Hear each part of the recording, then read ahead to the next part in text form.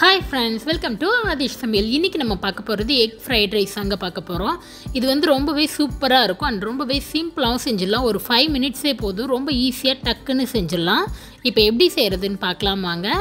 Fried ரைஸ்க்கு நம்ம வந்து சாப்பாடு அரிசி வந்து வேக வச்சு எடுத்துடலாம். அதுக்கு ஒரு பாத்திரத்தில் 1 லிட்டருக்கு மேலே தண்ணி வந்து நல்லா கொதிக்க எடுத்திருக்கேன்.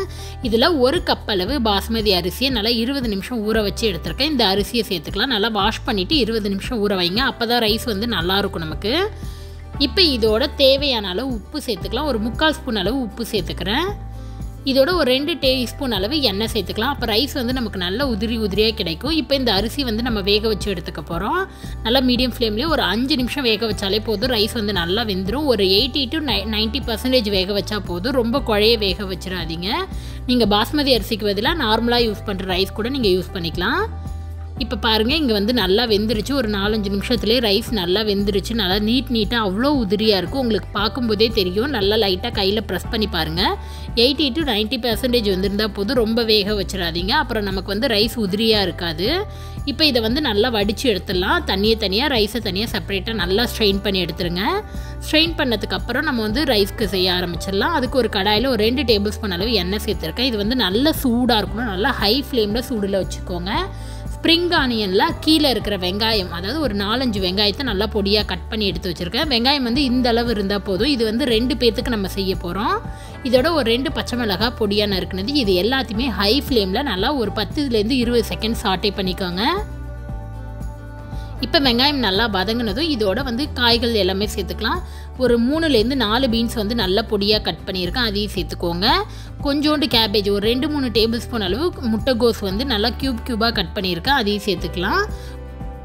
ஒரு கேரட்டில் பாதி கேரட்டை நல்லா பொடியாக கட் பண்ணி எடுத்து வச்சுருக்கேன். இதை சேர்த்துக்கலாம். இந்த காய் எல்லாமே ஒரு 2 டேபிள் ஸ்பூன் அளவு தான் சேர்த்துருக்கேன். காய் ரொம்ப சேர்க்காதீங்க. மைல்டாக கம்மியாக இருந்தால் போதும்.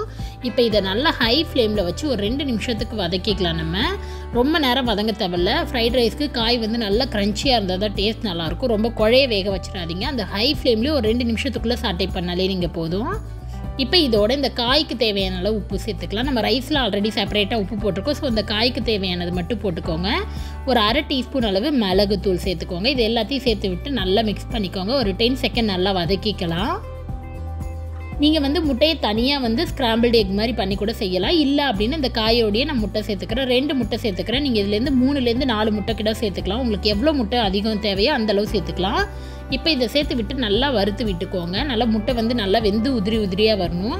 நீங்கள் இந்த மாதிரி காயில் சேர்க்கல அப்படின்னா செப்பரேட்டாக வந்து கடாயில் வந்து ஒரு 1/2 டீஸ்பூன் அளவு எண்ணெய் சேர்த்து முட்டையை வந்து நல்லா ஸ்க்ராம்பிள் பண்ணி உப்பு மிளகும் போட்டு நீங்கள் வறுத்து எடுத்துகிட்டு அப்புறம் கூட சேர்த்துக்கலாம்.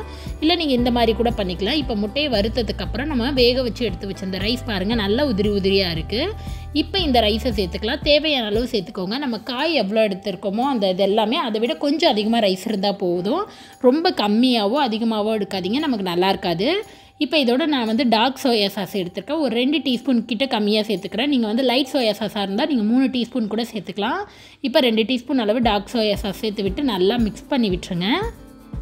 அடுப்பை வந்து நமக்கு நல்லா ஹை ஃப்ளேமில் தான் இருக்கணும். லோ ஃப்ளேமுக்கு கொண்டு வரக்கூடாது. நல்லா ஹை ஃப்ளேம்லேயே வச்சு ஒரு 2 நிமிஷத்துக்கு நல்லா சாட்டை பண்ணுங்கள். நல்லா மிக்ஸ் ஆகணும். அந்த காய்கறி, முட்டை, ரைஸ் எல்லாமே நல்லா மிக்ஸ் ஆகி ஒன்று சேர்ந்து வரணும். ஒரு 2 நிமிஷம் கிட்ட நம்ம நல்லா இதை வந்து வதக்கி எடுத்துக்கலாம். இப்போ நல்லா மிக்ஸ் பண்ணி எடுத்தாச்சு. இப்போ இந்த ஸ்டேஜில் ஸ்ப்ரிங் ஆனியன் சேர்த்துக்கலாம். நல்லா பொடியாக நறுக்குன ஸ்ப்ரிங் ஆனியன் வந்து ஒரு கையளவு சேர்த்துக்கிறேன். நம்ம ஸ்ப்ரிங் ஆனியன் சேர்க்கும்போது அந்த ஃப்ளேவர் வந்து ரொம்பவே சூப்பராக இருக்கும். டேஸ்ட்டும் வந்து நல்லாயிருக்கும். இதையும் சேர்த்து விட்டு நல்லா மிக்ஸ் பண்ணி விட்டுருங்க. இந்த ஸ்டேஜில் அடுப்பு ஆஃப் பண்ணிடலாம். அவ்வளோதான், நம்மளோட எக் ஃப்ரைட் ரைஸ் சூப்பராக ரெடி ஆகிடுச்சு. பாருங்கள், ரைஸுமே நல்ல உதிரியாக இருக்குது. அண்ட் கலருமே சரி, டேஸ்ட்டு அவ்வளோ சூப்பராக இருக்கும். கண்டிப்பாக நீங்களும் ட்ரை பண்ணி பாருங்கள். இந்த எக் ஃப்ரைட் ரைஸ் ட்ரை பண்ணி பார்த்துட்டு எப்படி இருந்ததுன்னு மறக்காத சொல்லுங்கள். உங்களுக்கு இந்த வீடியோ பிடிச்சிருந்துச்சுன்னா மறக்காத நம்ம சேனலை சப்ஸ்கிரைப் பண்ணிக்கோங்க. கூடவே இருக்கிற பெல் பட்டனை ப்ரெஸ் பண்ணுங்கள். அப்போ தான் நான் எப்போ வீடியோ போட்டாலும் நோட்டிஃபிகேஷன் வரும். நெக்ஸ்ட்டு ஒரு நல்ல ரெசிபியில் உங்களை பார்க்குறது வரைக்கும் பாய்.